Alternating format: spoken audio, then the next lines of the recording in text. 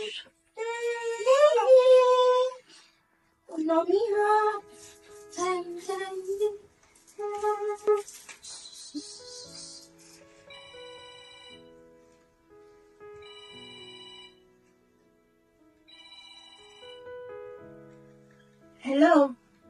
Oh, kumusta? Okay. Salamat nga pala sa mga panalangin mo, ha? Alam mo, nahihirapan talaga ako sa postpartum na ito.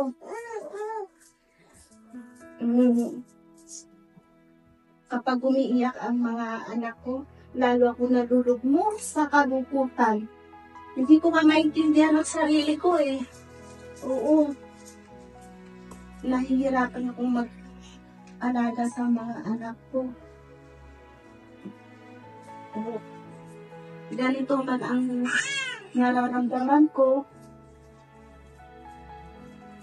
Nahirapan ako sa aking sakit na postpartum pero kailangan kong gampanan ang pagiging ina sa dalawa kong naliliit na anak.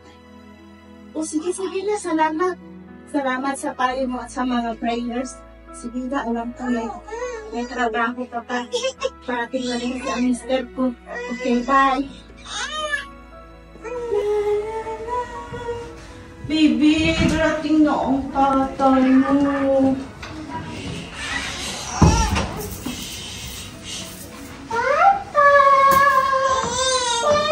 Hi, Mami! Hi! Mga anak, hindi mo tayo maglalaro ngayon, ha? O ano, gutom ka na ba? Ipanakain kita? Hindi na muna, pupunta muna ako sa kwarto. Teka lang, bakit kang ganyan lagi? Ano ba nararamdaman mo? Aba, ang init mo. Mataas ang lagnat mo, sandali kukuha kong tubig gamot.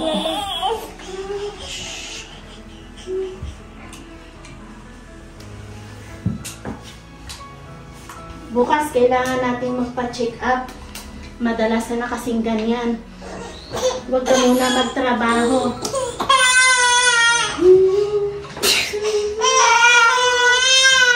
Hindi pwedeng ganyan kalagi. Aba naman, hindi pwedeng magkasakit tayong dalawa. Alalahanin mo, may dalawa tayong maliit na anak na kailangan alagaan.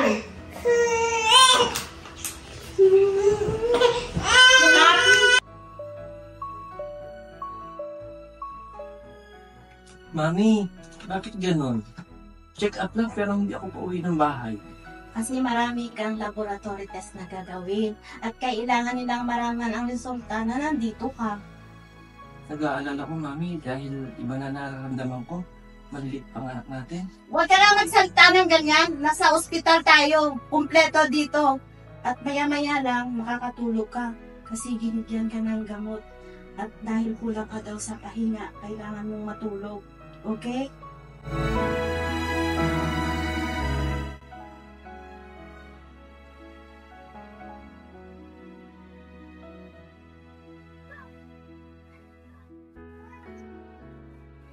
Mabuti naman, nakatulog na siya.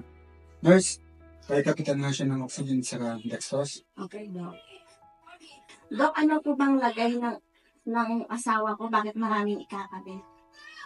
Mrs., hintayin po natin ang mga resulta ng exams. Sa ngayon, mahina ang katawan ng mister and he is under observation. Diyos ko po. Mrs., katulad ng sinabi ko ng mga nakarang araw, hindi naging maayos ang mga resulta ng inyong asawa. Manatili nawa kayo maging matatag. Sa mga nagdaang araw, lalo siyang lumulubha. Dok, pagalingin niyo po ang asawa ko. May awa ang Diyos, gagaling pong aking asawa. Talagang ang Diyos na lang ang pag-asa. Bumagsak na ang kanyang baga, meron siyang internal bleeding at mababa ang kanyang white cells. I'm very sorry to say, meron siyang late stage ng lymphoma leukemia. Diyos ko po.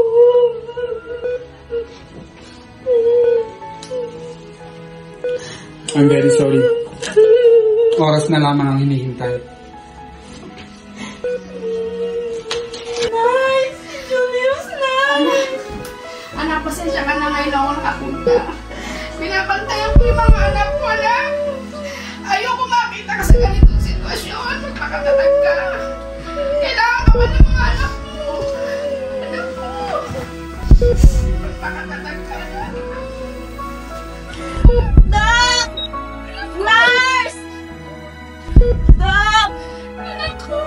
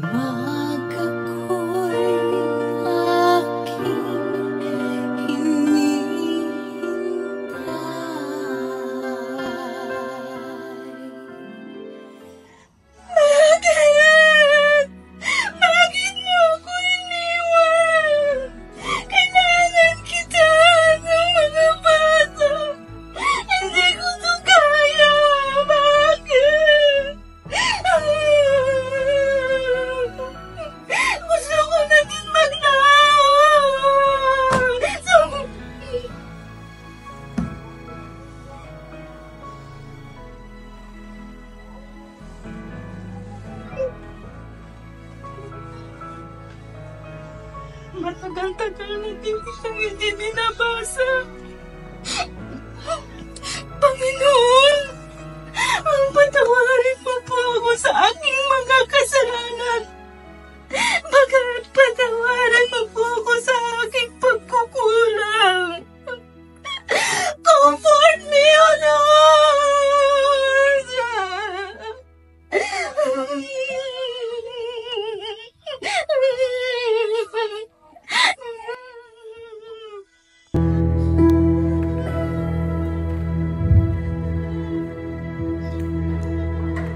Isaiah 41:13. Ako si Yahweh na inyong Diyos, ang magpapalakas sa inyo. Ako ang nagsasabi, huwag kayong matakot at tutulungan ko kayo. Awit 1:5. Ang Diyos na naroroon sa tahanan ng templo, tumitingin sa ulilan, sanggalang ng mga balo.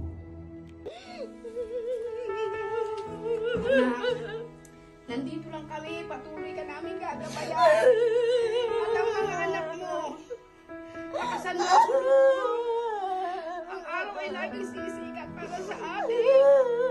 Nandiyan ang Diyos at laging gagabay sa'yo. Magpakatatag ka, tingnan mo ang mga anak mo at maging kalakasan mo sila. Mahal na mahal ka namin, hindi ka namin pababayaan at ang mga bata. Yan ang tatandaan mo, wagas mo. Huwag kang bibitaw. Kailangan ka ng mga anak mo. Kailangan ka ng mga anak mo. Kailangan mo ng mga anak mo.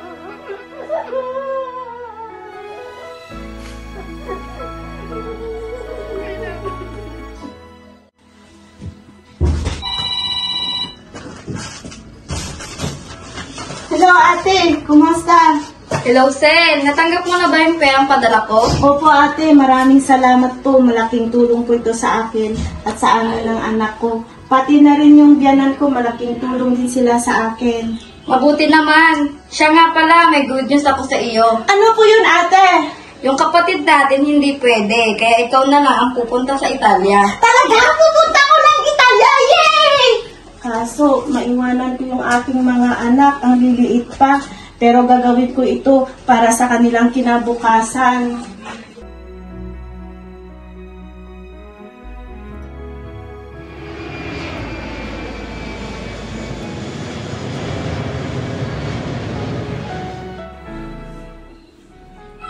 Hindi naging madali ang buhay niya sa Italia. Over fatigue, homesickness, emotionally longing for her kids, and the memory of her husband add injury to her heart. Ngunit ang pananampalataya niya sa Diyos ang nagbigay ng kasiguraduhan na mapapawi din ang ulap na makulimlim at mapapalitan ng sinag ng liwanag ng araw. Ay, Sir, kumusta ka na? Ito, okay lang. Ikaw, kumusta na? Okay naman, pupunta ako sa JR Church Family. Sama ka sa akin. Kumusta ka na? Ito, okay lang. Ilang taon ka na dun sa sa Chachilya. Alam, galita ko. May kukunin lang tayo sa sasakyan, Aye. Parang tayo dyan sa taas sa mga kapaturan. Sister Kumusta?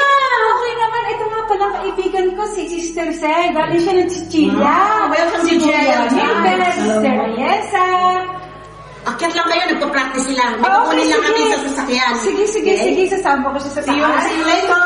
Okay.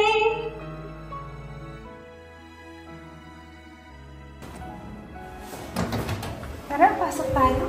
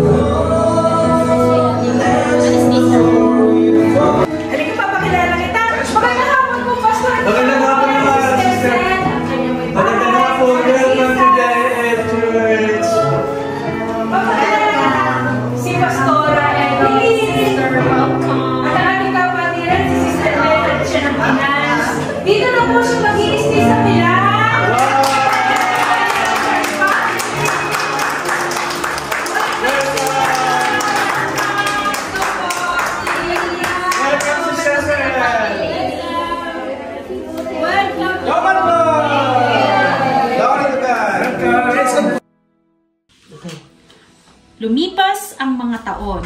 Siya ay nagbakasyon sa Pilipinas. Muling nakapiling ang mga anak na dating chikiting na ngayon ay mga binatilyo ng guwapings. Biyaya ng Diyos na lumaking mabubuting tao ang kanyang mga anak. Praise the Lord!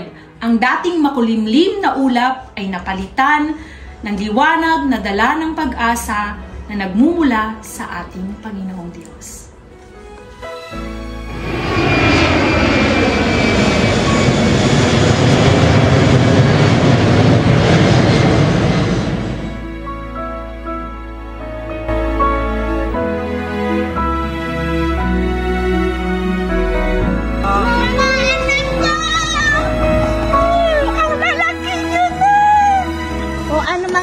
Saan gusto niyong pumunta? Saan gusto niyong kumain? Kahit saan, basta kasama ka namin.